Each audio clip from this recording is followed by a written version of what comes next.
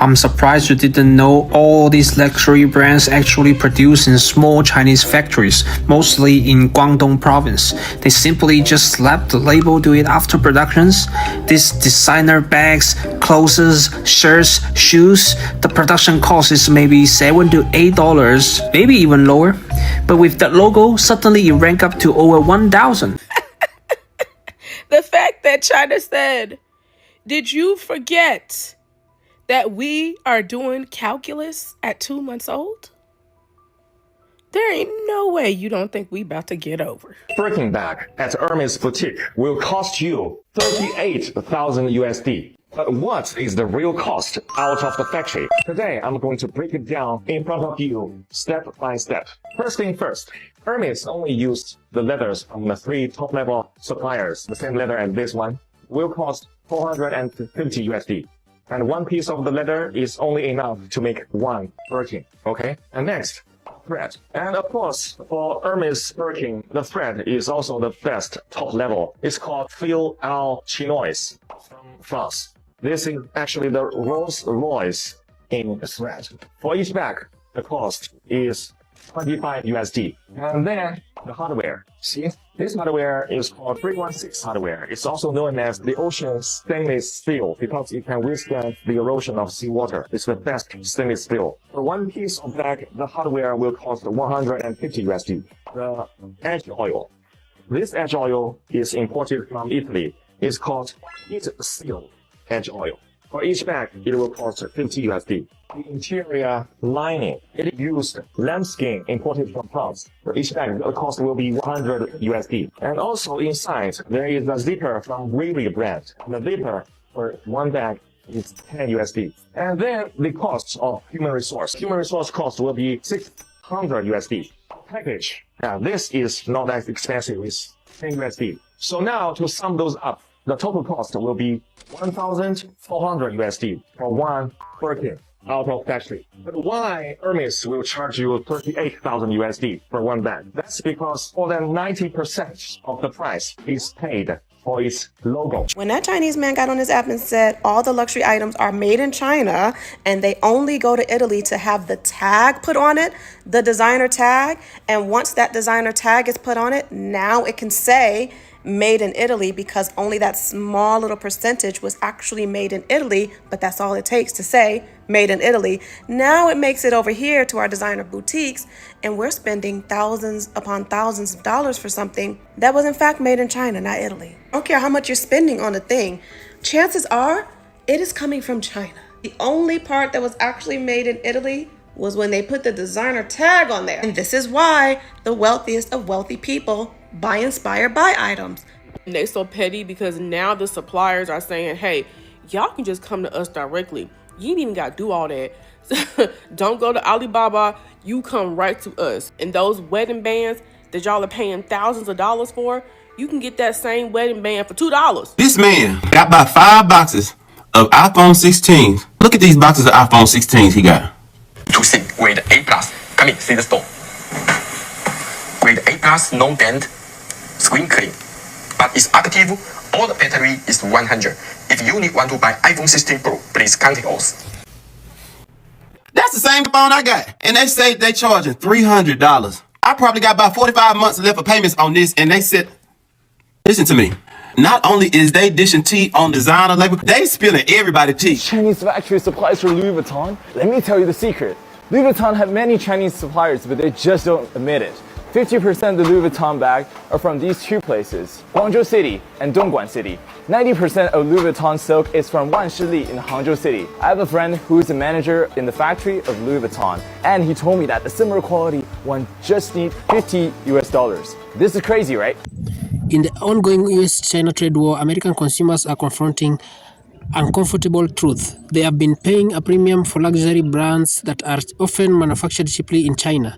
The recent escalation of tariffs, now reaching up to 145% on Chinese imports, has forced many of these brands to hike their prices significantly.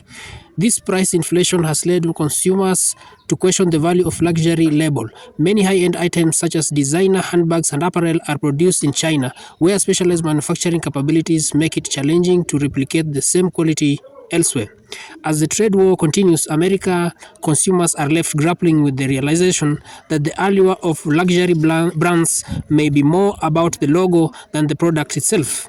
The question remains, are they willing to pay a premium for prestige, or will they seek authenticity and value elsewhere? Some Americans are even thinking of ordering directly from China themselves. The economy is going to be so much better under Trump. Fast forward to today, the stock market is crashing. We're in trade war with China and other countries, basically.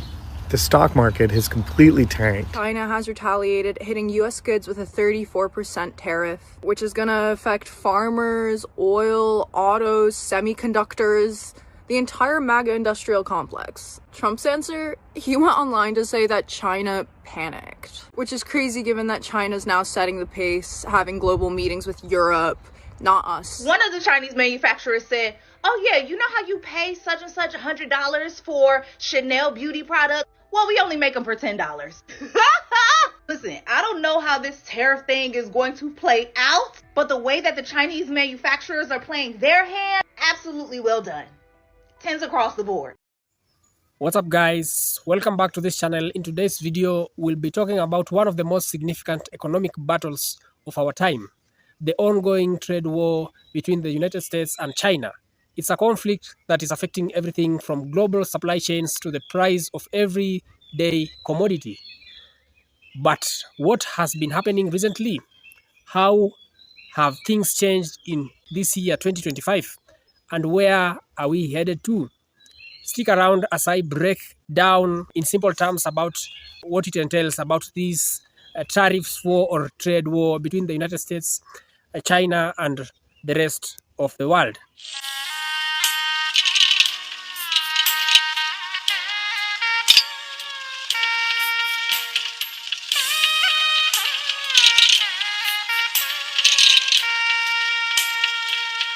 Before we get started, make sure to like this video and subscribe for more of my content. Also, kindly share this video out and comment down below this video. Your comment is more valuable to me. Alright, first things first, where did the trade war start? Let's rewind to the year 2018. It all started when Trump administration imposed tariffs on China. That was during his first term. During DT's first term. During that time, he imposed tariffs on China, accusing China of unfair trade practices. Tariffs are basically taxes on either the imports or the export commodities. But most of these tariffs that are being imposed by the United States it is concerning the imports going or the imports being received in the United States, or in other words, the exports from other countries. For instance, if maybe a country in Africa is exporting coffee, there are charges that are rendered to that exports. So these are the tariffs that I'm talking about.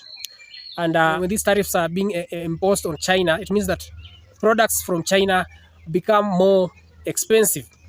And that means that the American businesses and consumers will have to pay more for those commodities coming from China. You know, the US government wanted China to reduce its trade surplus with the US and address intellectual property theft issues. That was during 2018 when this whole thing started, because the United States was having a trade deficit. That is, it was having a trade deficit with China, because it was importing more from China rather and exporting less to China, with a trade deficit of around 370 something billion US dollars. So at that time, Donald Trump wanted to address these issues. The US was running a huge trade deficit with China, over 375 billion US dollars in 2017 alone. This is, you can imagine, in the year 2017 alone. With a trade deficit means that the United States was importing more goods from China than it was exporting to China. The United States was losing out, and at least on paper. So to level the playing field, tariffs were introduced on Chinese goods ranging from electronics to textiles. And you can imagine, because China is is the highest populated country in the world, and with the highest manufacturing capability in the world. That's why majority of the companies prefer China, because the labor cost is quite low. Hey guys, let me share something interesting about manufacturing. I'm surprised you didn't know all these luxury brands actually produce in small Chinese factories, mostly in Guangdong province. They simply just slap the label, do it after productions. These designer bags, clothes, shirts, shoes, the production cost is maybe $7 to $8, maybe even lower. But with that logo, suddenly it rank up to over 1,000, sometimes even tens of thousands. Their profit margins are crazy. Take a look at my wife's bracelets, 凡客亚宝. It costs her almost 10K. I think the actual cost may be just around $50. In fact, most of Chinese people know these items only cost pennies to make. We call it paying for emotional value. Also, in our eyes, you guys buy it too. We all assume that you guys feel the cost is justified. You guys are also paying for the emotional value like us. Enjoy your life type shit, make myself happy. So we are simply just following you without ever trying to ask, are we wrong about that? China, they on our ass. Let me tell you something. Y'all see all these damn bags that I have? Okay? These are the bags they're talking about. Like, I have a Birkin, a Fendi, a Louis. I've never even used this bag yet. A Chanel, Louis, Fendi, Chanel, Gucci, Louis. And you're telling me what I have spent on all these bags, I could have went to China and got them and not spent all this money? China, I'm coming. But let me just show you all the bags that I actually really have. Look at this. Jack Moose, Louis, Hermès, Louis, Dior, 3 Chanels, Fendi. Why is it Chanel, Louis, Chanel, Louis, Gucci, Chanel. All of this stuff that I spent my hard-earned money on, all of this, are you freaking telling me that I overpaid for all of this? Let me go on Expedia or wherever and find me an airline ticket to China, because I'm coming. I'm coming to see y'all. Look for me. And I also want to add that this Louis wallet, it legit say made in France. Made in France. I am now checking all my shit. China.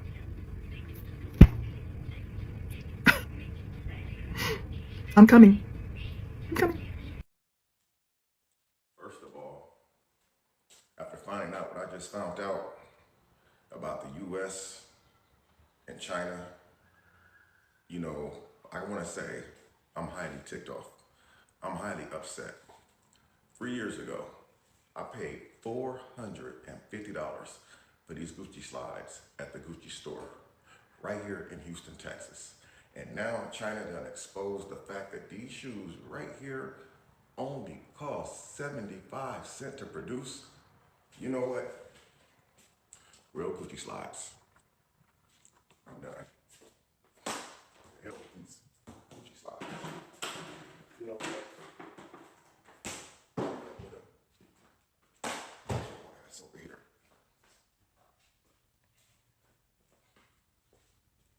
China, listen. If y'all watching this, China, I have nothing against y'all.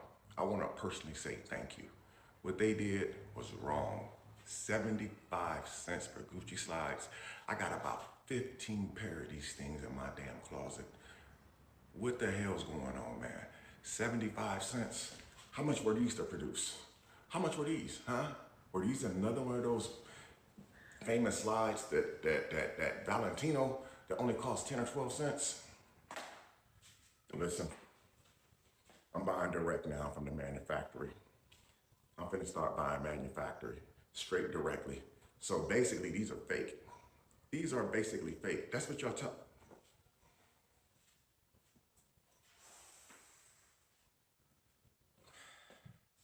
I'm upset, man. So I've been walking around with fake Gucci slides on the whole time. You mean to tell me I could have just walked into a knockoff store and bought these same Gucci slides for $10 or $12? Nobody would have knew that they was fake. Like, people say it's the quality, but nobody's gonna walk up and say, hey, let me feel the quality of your Gucci slides. Hey, Let me feel the quality of your Mary to see if it's real. I'm upset, man.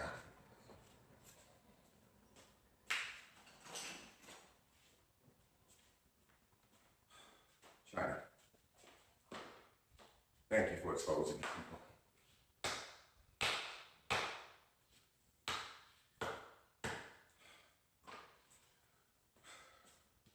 This is how I feel about these Gucci slides. Thank you again, China.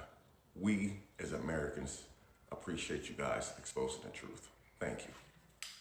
I want to feel better than women who can afford luxury items or think you got a one-up on them so bad. Like, jealousy is okay. It's a natural human emotion. It's what you do with that jealousy that tends to make people side-eye you, and I'm side-eyeing hard. These Chinese tariff videos that hit TikTok, and y'all cannot wait to once again run to the internet to talk about your Alibaba DHgate bags. That plastic bag that you bought from DHgate is not being shipped anywhere for a logo to be put on it and if to be sold retail. It's polyurethane. The hardware isn't real. It's not even an actual replicated design from the designer. They just slapped some CDs on that bitch. By all means, now y'all can finally get a quality dupe, a quality bag at a really good price point so y'all can stop spending hundreds on plastic bags. That's really what the majority of people were saying. And I don't understand how y'all can get on the internet and talk shit about people who are buying luxury items and calling them all types of names and saying, oh, that's stupid. Oh, that's wasteful. Oh, you're only doing it because you want to be seen this way. But then when they say, okay, why are you spending all this money on a plastic bag that doesn't even look like a good knockoff, then all of a sudden you get to be offended. And if they're only buying a $5,000, $10,000 bag because they want to be seen a certain way, you are on the other side of that coin when you spend hundreds of dollars on a plastic bag that is a knockoff of that because you want to be seen the same way. You just don't have the money. Yes, the majority of the tasks are mechanized or they're using technology, but when it comes to the labor cost, it is very low. Talk of Apple products, they are being made in China because of the low labor costs. Now, let's talk about how tariffs work and how they impact the global economies. To simply put, tariffs make imported goods more expensive, encouraging people to buy domestically produced goods. This is known as protecting domestic industries. But here's the catch. It's not always that simple. While it sounds good for US producers, the reality is more complicated. First, businesses face higher costs for raw materials and components imported from China. Think about it. If a company in the US relies on cheap electronics or steel from China, a tariff makes those products more expensive. And who ends up paying? You guessed it, the consumer. It all goes down to the consumer. The consumer is the one who is gonna pay all those tariffs. In fact, studies showed that in the year 2019, American consumers were paying an average of $1,000 more per year because of these trade tariffs. It's like the government was trying to punish China, but Americans were feeling the brunt of it. I hate asking for help. I'm not asking for any handouts, but I'm a small business owner that is directly being affected by the 104% tariff that has been put on China. I import alloy wheels for cars, and I do somewhere in the neighborhood of 10 to 15 containers a year, which is a small business in regards to this industry. At 104%, I am absolutely going to implode and will not last 6 months. So with that said, I'm asking, is there anybody out there that has connections with manufacturing facilities, specifically alloy wheels, either in the United States or outside in these lesser tariffed countries like Mexico, Indonesia, Thailand, India? I need to find another source. I've emailed a lot of these companies and cannot get a response. And I just don't know if it's because I'm a small business or what exactly it is. So if anybody's out there that can help or shed some light, maybe provide some information that would be helpful, I would really greatly appreciate it, because if not, it's just a small business here that's going to go under, and I'll be back to digging ditches again, which I'm not scared to do, but it's a little harder to do with a wife, 2 kids, and at 45 years old. So let me know if you guys have any suggestions. It's very much appreciated. Thank you. I voted for Trump 2 times. And I probably will vote for him a 3rd time. I will vote for him a 3rd time. I am a small business owner who is completely getting rocked by the import taxes, the tariffs. I went from a 2.5% import tax to 28.5%. That is absurd. It is ridiculous. It is crippling my business. I am barely surviving for the past 8 years. Was hoping that the current administration, since they greatly disapproved of increasing the tax from overseas, was going to do away with them, but they have not.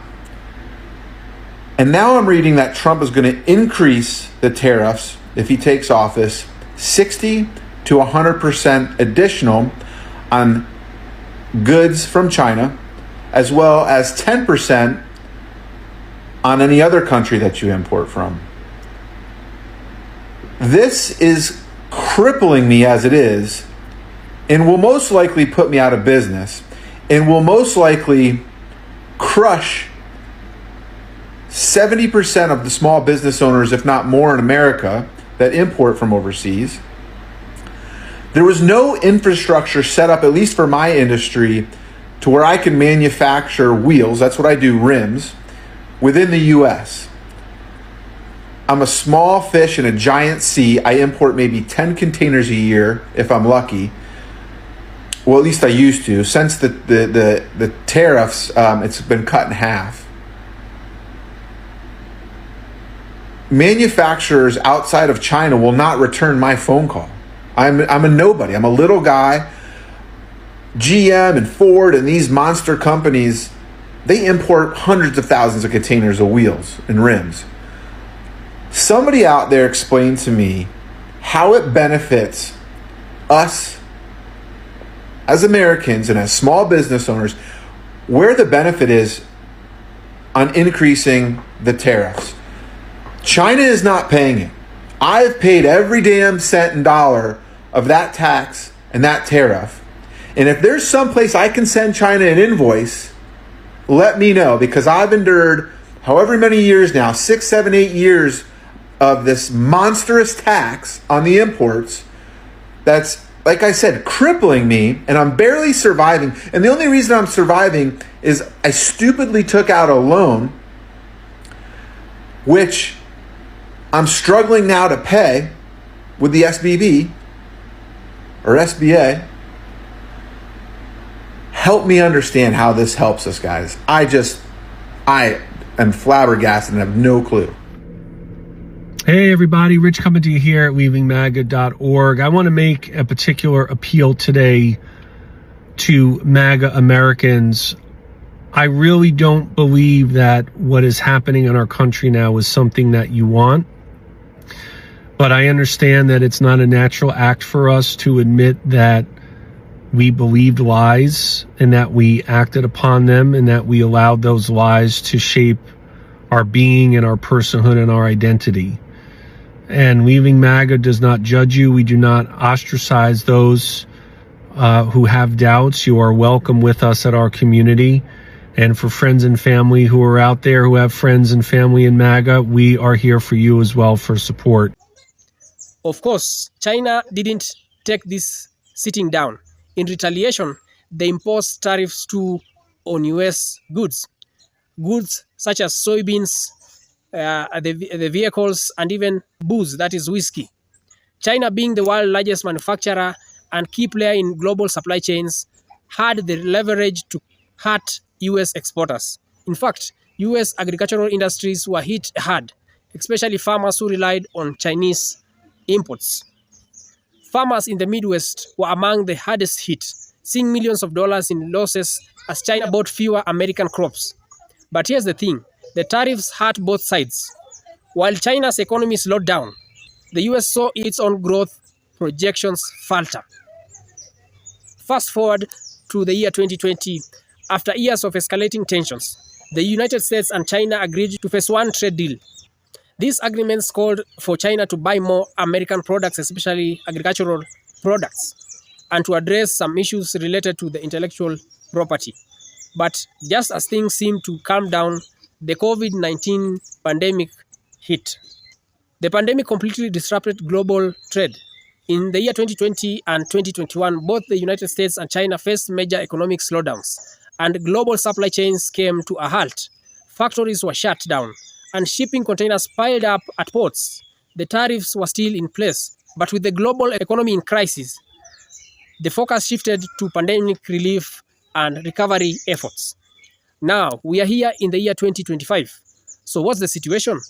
Has anything changed? Well, the trade war is technically over, but tariffs are still a big part of the economic landscape. The United States and China reached a trade truce by 2023, which resulted in some tariffs being rolled back, but many still remain. Why? Well, both sides have found benefits in keeping certain tariffs in place. It is not just about economics, it's about geopolitics. The United States is still pushing China on issues like technology theft and forced technology transfers, and China has its own concerns about American intellectual property policies. But there has been a shift.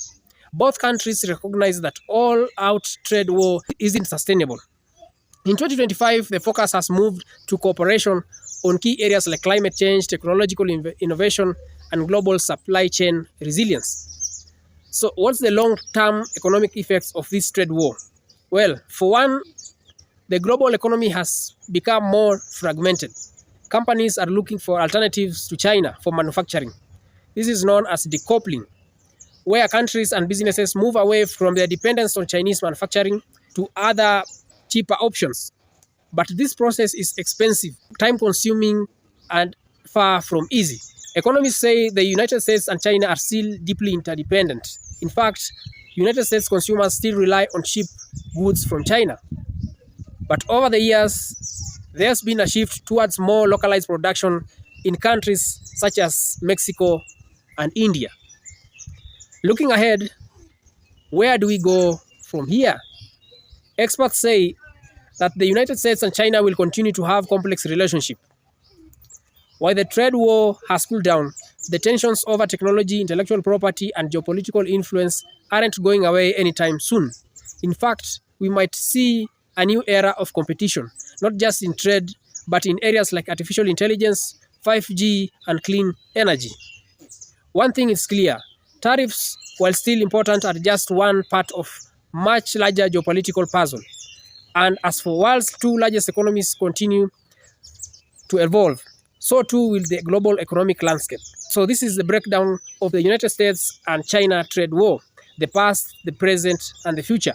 It's a complex issue, but understanding their global impact is important in today's economy.